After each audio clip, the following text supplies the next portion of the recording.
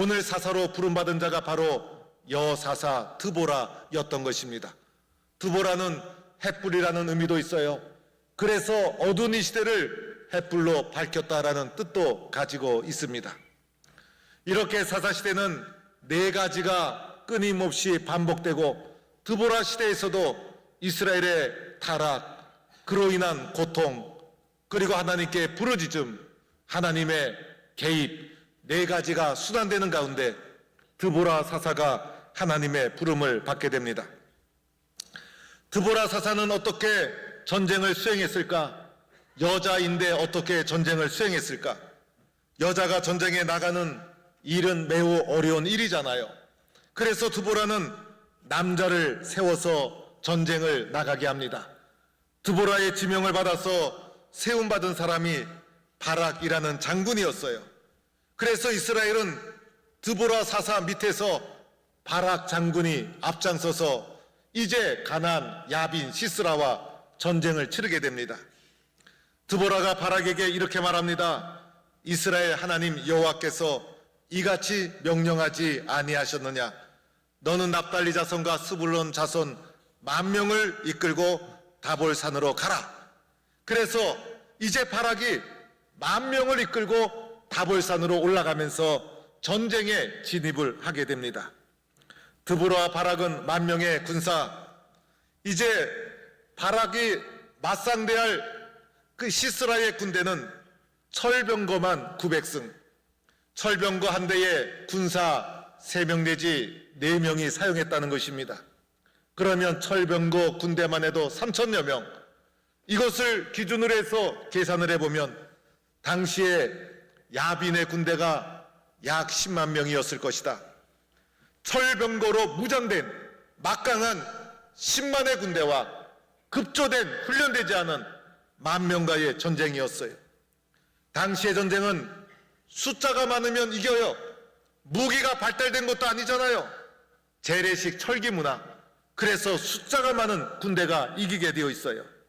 철기 문화로 20년 동안 이스라엘을 학정했던 10만 대군과 급조된 10,000명의 훈련되지 않은 사람과의 전쟁, 이 전쟁의 결과는 눈에 보도 뻔했어요. 그래서 이제 바락이 다볼산으로 10,000명을 이끌고 가고 시스라의 10만 군대는 기송강가에 진을 치게 됩니다. 드보라가 바락에게 10,000명을 이끌고 다볼산으로 가라.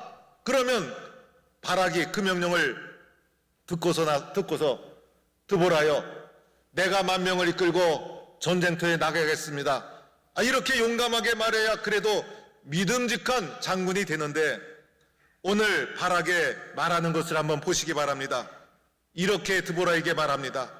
만일 당신이 나와 함께 가면 내가 가려니와 만일 당신이 나와 함께 가지 아니하면 나도 가지 않겠습니다. 성경에 여러 이야기가 나오지만 남자가 한 말 중에 가장 부끄러운 말이 오늘 바락의 말이에요. 여자에게 마치 치맛자락 붙잡고 늘어지듯이, 유치원생이 엄마에게 졸라대듯이 엄마가 가면 나도 가고 엄마가 가지 않으면 나도 안 갈래요, 이렇게 마치 때를 쓰듯이 바락이 여사사 드보라에게 의지하는 것을 보게 됩니다. 아무래도 바락은 장군감이 아니에요. 바락을 믿을 수가 없어요. 바락을 바라보니 불안하기만 그지없습니다. 어떻게 10,000명을 이끌고 그 큰 대군과 맞서 싸울 수 있을까? 드보라는 이 말을 듣고 뭐라고 말합니까? 포기하거나 실망하지 않고 바락에게 내가 반드시 너와 함께 가리라 용기를 불어넣어주고, 바락을 앞장세워서 드보라와 바락이 10,000명을 이끌고 다볼산으로 올라가게 됩니다. 여러분, 오늘 말씀해 보니 여사사 드보라가 용감하고, 그리고 남자 장군 바락이 좀 초라합니다. 하나님께서 왜 여사사 드보라를 세워주셨을까? 제 생각에는요, 남자 중에 쓸만한 사람이 없었던 거예요. 하나님이 남자를 찾지 않았을까? 그래도 전쟁하는 것인데 남자가 앞장서야지. 그런데 남자 중에 찾을 만한 사람이, 쓸만한 사람이 없었어요. 우리 남자들은 겉으로만 힘센 척하지 때로는 반성해야 돼요. 그래서 남자들을 보면요, 큰 소리치고 힘센 척하지만은 남자들 속으로 겁이 많아요. 그래서 특별한 일이 주어졌을 때 앞장서는 남자를 찾을 수가 없어요. 야빈과 시스라의 학대 밑에서 20년 동안 살다 보니 남자들은 세상 살면서 다 알아버렸어요. 누가 힘이 센지, 누구 뒤에 줄을 서야 되는지, 이길 수 있는 것인지 이길 수 없는 것인지. 생존하기 위해서 사회에 적응하며 살아가는 것이 남자들이에요. 그래서 다 겁을 먹고 야빈과 시스라는 절대 이길 수 없다. 뭣도 모르고 저기에 대들다가는 쫄딱 망한다. 그래서 남자들은 자기 자신만 살기 위해서 겁을 먹고 나서는 사람이 없었고 쓸만한 남자가 없었다는 것입니다. 그래서 하나님은 여사사 드보라를 선택해 주신 거예요. 여러분, 여자가 때로는 배짱이 있어요. 남자가 못하는 것을 만들어내는 용기 있는 여자가 있더라고요. 그래서 이제 드보라가 다볼산에서 바락에게 이렇게 말합니다. 바락이여, 일어나라. 이는 여호와께서 시스라를 내 손에 넘겨주신 날이다. 여호와께서 앞서 나가지 아니하셨느냐 라고 하면서 드보라가 바락에게 용기를 불어넣어 주셔서 일어나라. 오늘이 바로 여호와의 날이다. 여호와께서 시스라를 내 손에 넘겨주었다. 이제 하나님께서 앞서 나가시니 나가서 싸워라. 이렇게 드보라가 용기를 바락에게 불어넣어 줍니다. 바락이 불과 10,000명을 이끌고 드보라의 말을 듣고 전쟁터로 나가게 됩니다. 여러분, 여자 말 잘 들어서 유명한 장군으로 승리한 사람이 바락이에요. 때로는요, 여자 말 잘 들어야 돼요. 오늘 바락이 자기 이름대로 여자가 말할 때 바락바락 대들었다면 어떻게 되었을까? 오늘 보니까 드보라가 가라 그러니까 가고 전쟁터에 나가라 그러면 나가고 드보라가 하는 말마다 대꾸하지 않고 그대로 순종합니다. 그 말씀을 생명의 말씀으로 의지합니다. 믿음으로 10,000명을 이끌고 시스라와 맞서 싸우라는 명령, 얼마나 무서운 명령이에요. 그러나 그대로 순종하는 바락의 모습을 보게 됩니다. 때로는요, 기도 많이 하는 아내, 말씀 중심으로 예수님 붙잡고 살아가는 아내의 말을 잘 경청하면 내가 보지 못했던 것도 보게 되고 은혜도 누리게 되는 것입니다. 자, 이제 바락이 드보라의 말에 순종해서 다볼산에서 10,000명을 이끌고 전쟁터로 나아가는데 시스라의 10만 군대가 기다리고 있어요. 그런데 바락이 내려가는 순간 놀라운 역사가 일어나게 됩니다. 하나님께서 앞서가셔서 놀라운 사건을 일으킨 거예요. 시스라가 자랑하던 모든 철병거 쓸모 없게 됩니다. 갑자기 혼란에 빠지고 시스라가 자랑하던 철병거에서 병사들이 탈출하기 시작합니다. 혼비백산 도망하게 됩니다. 심지어는 시스라도 내려서 도망합니다. 어떻게 갑자기 이런 일이 일어나게 된 것일까? 오늘 사사기 4장 5장에 걸쳐서 전쟁하는 모습을 살펴보았어요. 그러자 5장 21절에 가서 이런 말씀이 있는 것을 보게 됩니다. 5장 21절에 가보니 기송강이 그들을 휩쓸어 갔다네. 드보라의 승리의 노래 중에 기송강이 그들을 휩쓸어 갔다네. 오늘 이 말씀과 다볼산에 진을 치고 기송강가에 진을 친 것을 보아서 아마 이런 일이 일어났을 것입니다. 이스라엘 군대가 출정할 그때에 여호와의 날이다. 하나님께서 역사해 주셔서 하늘에서 비가 쏟아지고 만 것입니다. 다볼산 상류에 있었던 10,000명의 군대가 내려올 때 비가 함께 쏟아지면서 하루 기송강가에 있었던 그 강가에 범람이 일어나서 그들이 그렇게 자랑하던 철병거가 쓸모가 없게 된 것입니다. 움직일 수가 없게 된 것이고 진흙 속에 빠져서 사용할 수 없게 되었고 시스라의 군대가 자중질환에 빠지고 큰 혼란에 빠지면서 서로 칼질을 하게 되고 마침내 시스라도 철병거에 내려서 도망하게 됩니다. 여러분, 전쟁은 내가 하는 것이 아니라는 것입니다. 하나님이 하시는 것이고 여호와께 속한 것이고 여호와께서 우리가 믿음으로 순종하는 그 순간 앞서 가셔서 놀라운 역사를 이루어 주실 줄로 믿습니다. 그렇게 용감한 시스라도 철병고에 내려서 도망하다가 야엘이라는 여인의 집에 들어가 숨게 됩니다. 피곤해서 잠을 청하는 사이에 야엘이라는 여인이 그 유명한 시스라 장군의 관자놀이에 말뚝을 박아서 비참하게 죽게 됩니다. 드보라 이야기에서 나오는 여자분들 얼마나 세고 얼마나 용감하고 얼마나 무서운지 오늘 말씀에는 여자 말을 잘 들어야 된다, 이런 메시지가 담겨 있는 것을 보게 됩니다. 마침내 드보라의 군대가 큰 승리를 거두고 40년 평화의 시대를 가져오게 됩니다. 사랑하는 성도 여러분, 오늘 말씀에 터닝 포인트가 두 가지가 있어요. 결정적인 승리의 계기가 두 가지가 있어요. 이스라엘이 가만히 있었더라면 가나안 야빈과 시스라의 학정 밑에서 벗어날 수 없었어요. 그들의 고통은 20년, 30년 계속 갔을 거예요.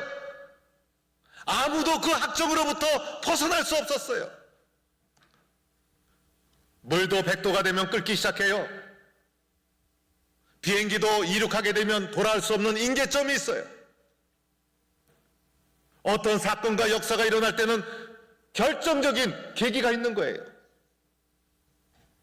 오늘 말씀에 승리의 계기 두 가지가 있어요. 첫 번째는 여호와께 부르짖었더라. 사사기에 반복되는 말씀, 하나님께 부르짖는 기도, 이스라엘 자손이 여호와께 부르짖었더라. 이것이 상황을 역전시키는 결정적인 계기가 되었던 거예요. 이스라엘은 그냥 포기하고 살 수가 없었어요. 문제 속에서 신음하며 이대로 살아갈 수가 없었어요. 그러나 우리의 힘과 능력으로 문제를 이겨나갈 능력이 그 속에 없었어요. 그들이 할 수 있는 것, 하나님께 기도하는 것 뿐이었어요. 그래서 하나님께 기도했어요. 하나님 도와주세요.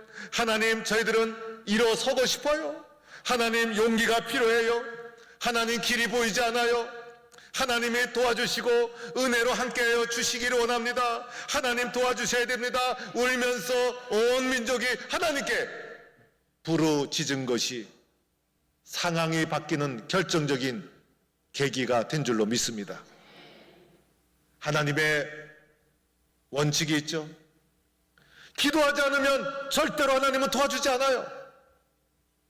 기도하지 않았는데 잘 되고, 기도하지 않았는데 길이 열리고, 기도하지 않으면 성공하면 그것 때문에 교만해지기 때문에 하나님은 기도하기를 원하고 있는 거예요.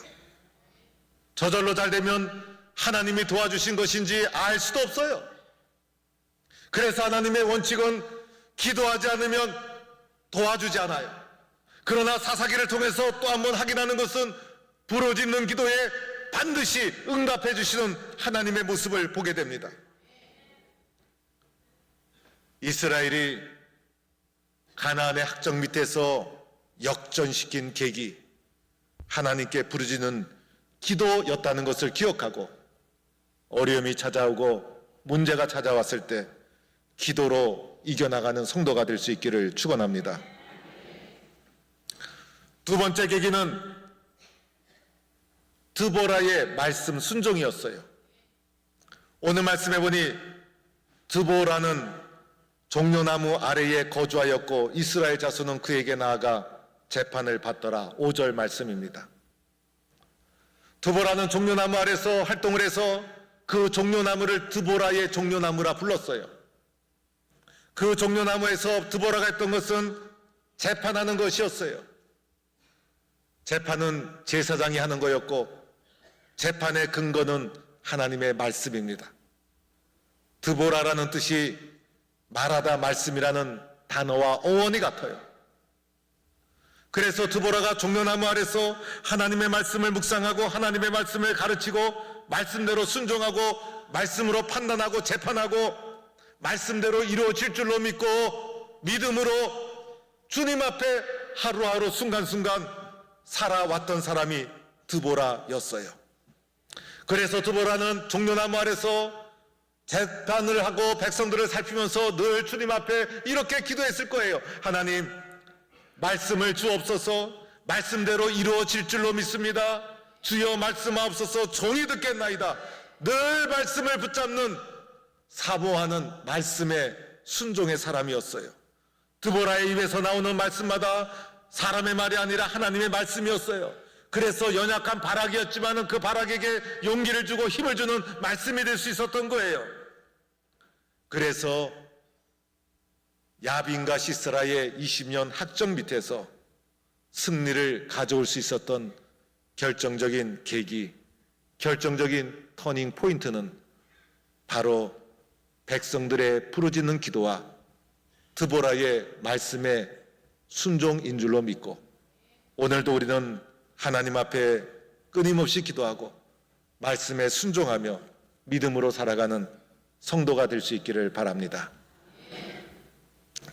제가 새벽 기도회 때 이 이야기를 한번 했더니 성도님들이 들었던 이야기인데도 좋아하시더라고요. 낮 예배 때도 제가 한 2번 했던 것 같아요. 그런데 또 우리 새가족도 있고 못 들은 분도 있고 오늘 말씀하고도 메시지가 연결이 되어서 제가 한 번 더 말씀을 드리겠습니다. 들었던 분들은 그냥 아는구나 이러면서 좀 새로 듣는다는 마음으로 한번 들어주시면 되겠어요. 제가 고등학교를 입학하니까 제가 다니던 학교에 축구부가 있었어요. 그런데 축구부가 시합에 나가서 이기는 것을 한 번도 못 봤어요. 나갔다면 1회전 탈락, 나갔다면 맨날 져요. 축구부가 이기는 걸 보질 못했어요. 그래서 실력도 없는 축구부라고 그냥 우리 친구들이 학교 다니면서 그냥 그렇게 보면서 지냈었는데, 어느 날 전국 고교 축구 대회 중에 가장 큰 대회, 대통령 금배 축구 대회가 서울운동장에서 열리게 되었어요. 관심도 없었어요. 왜냐하면 1회전 탈락이니까. 관심 가지고 있다가 괜히 속만 상하니까 신경도 안 썼어요. 그런데 1회전에서 1대0으로 이겼어요. 어쩌다 이겨도 항상 1대0, 2대0 되는 걸 보질 못했어요. 항상 간신히 버텨서 1대0으로 이기는 거예요. 어쩌다 이겼겠지 했어요. 2회전에서 떨어지겠지 했는데 또 이겼어요. 그래가지고 학교 창립 이래, 축구부 창설 이래 처음으로 16강에 들어가게 되었어요. 야, 학교가 난리가 났어요. 그래서 16강전은 전교생이 서울운동장에 몰려갔어요. 16강전의 상대편을 보니까 잘하더라고요.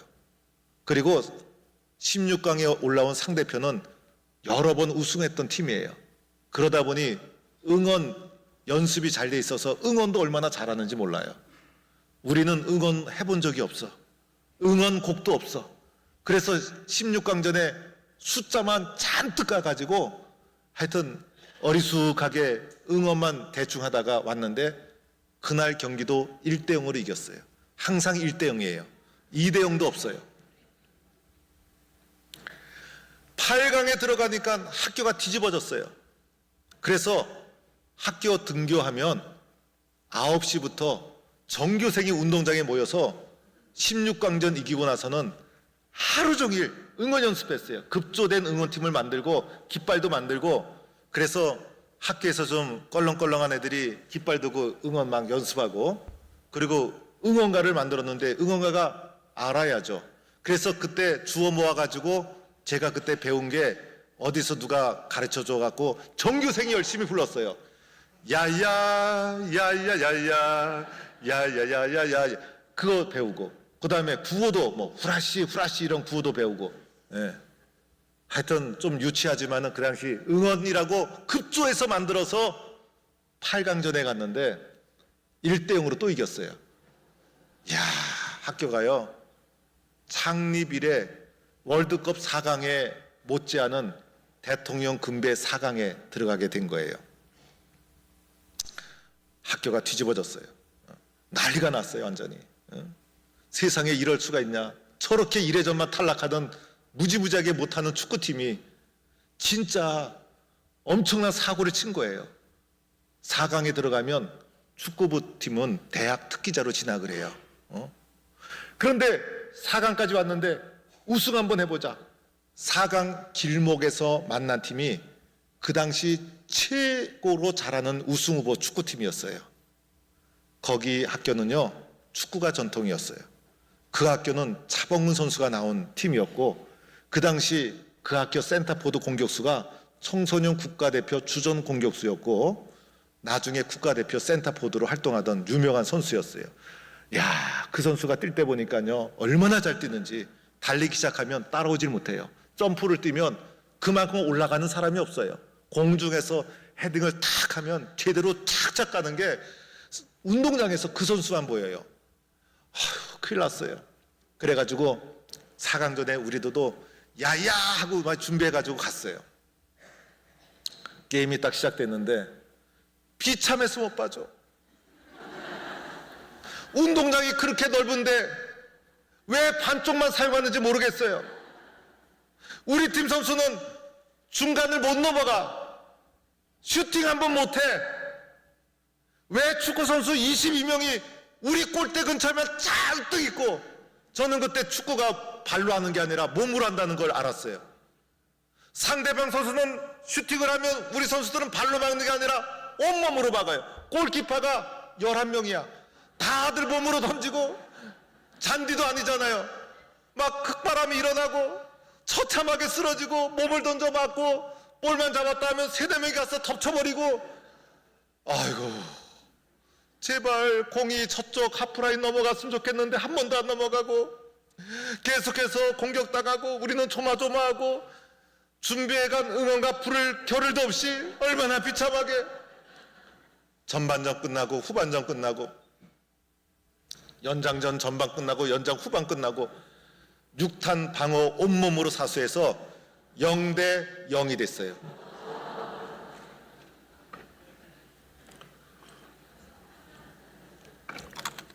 저쪽 팀은 억울해 죽으려고 그래요. 우리 팀은 0대0 된 게 너무나 조마조마하고.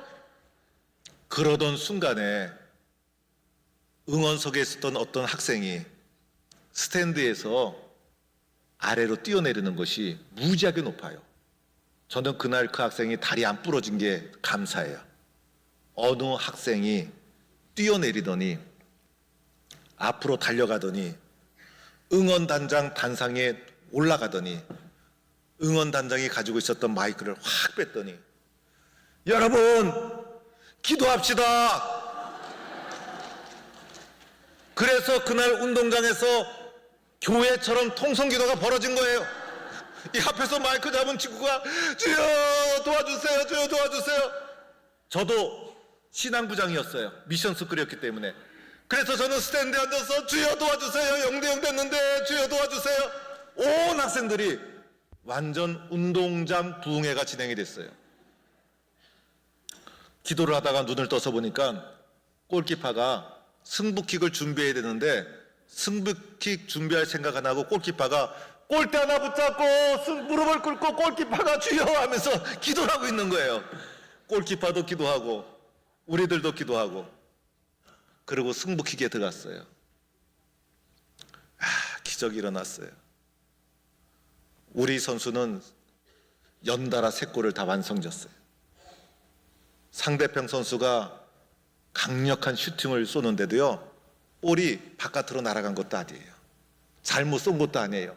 제대로 탁 했는데도 우리 학교 골키퍼가 총알처럼 튕겨져 올라가더니 3개를 연달아 다 바깥으로 쳐내버렸어요. 승부킥 3대0 승. 놀라운 역사가 일어났어요. 그 다음부터 신앙부장이라고 아이들이 제 말도 잘 듣고요. 교회도 가르쳐 달라고 그러고요. 우리 시대에 학계에서 있었던 가장 큰 사건이었어요. 사랑하는 성도 여러분, 어렵고 힘든 일이 밀려올 때가 있어요. 그러나 부르짖는 기도가 살아있고 말씀대로 이루어질 줄로 믿고 순종하는 성도에게 상황이 바뀌고 문제가 사라지고 불가능이 가능해지고 절망이 희망으로 바뀌는 놀라운 역사가 일어날 줄로 믿습니다. 상황을 바꾸어가는 믿음의 용사가 되기를 주의 이름으로 축원합니다.